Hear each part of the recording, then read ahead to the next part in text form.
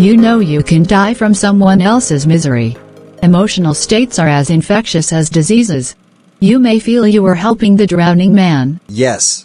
But reality is you are only inviting your own disaster. Then what to do? Instead, associate with the happy and fortunate. Marie Gilbert, also known as Lola Montez, was an Irish dancer who came to Paris to decorate her future. She became a courtesan and one day met Alexandre Dujarier, owner of the newspaper, who helped her to revive her dancing career. However, Dujarier's life went downhill. Influential friends began to avoid him. And one night, when he got drunk and he insulted an influential drama critic, he was shot by him. Lola then went to Munich, where she seduced King Ludwig of Bavaria. Lola's influence in the king's cabinet grew, causing disturbances in Bavaria. She was eventually forced to leave, and King had to resign. Lola then moved to England and tried to gain respectability by pursuing George Trafford Heald, a young army officer. She married him, but was arrested for double marriage and fled to Spain with him. They quarreled a lot, and Lola hurt him. He left her and went back to England. There he had lost his job and moved to Portugal, where he died in a boating accident.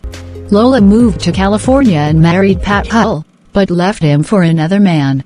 Pat fell into depression and died 4 years later.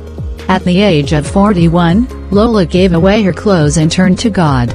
She toured America, lecturing on religious topics, dressed in white. She died 2 years later, in 1861. A few years later, the man who published Lola Montez's autobiography went bankrupt. What have you understood? Lola Montez had a power over men that went beyond sexual attraction. Force of her character drew men into her problems, and once they became attached to her, they were infected by her character. Her lovers found themselves embroiled in quarrels. Her infection would spread to their family and friends. This infecting character is not restricted to women and has nothing to do with gender. It stems from an inward instability that radiates outward, drawing disaster upon itself. When you suspect you are in the presence of an infector, don't argue, don't try to help. Run as fast as you can. Run away with your full conviction. People who faces difficult situations that they can't control deserve all the help and sympathy we can give to them. But there are others who are not born to misfortune, but who draw it upon themselves by their destructive actions. It would be a great thing if we could change their patterns. But that's not possible at all. Because humans are extremely susceptible to the way they think. The incurably unhappy person has a strong infecting power. They present themselves as victims, making it difficult to see their miseries as self-destructed. Before you realize the real nature of their problems, you have been infected by them.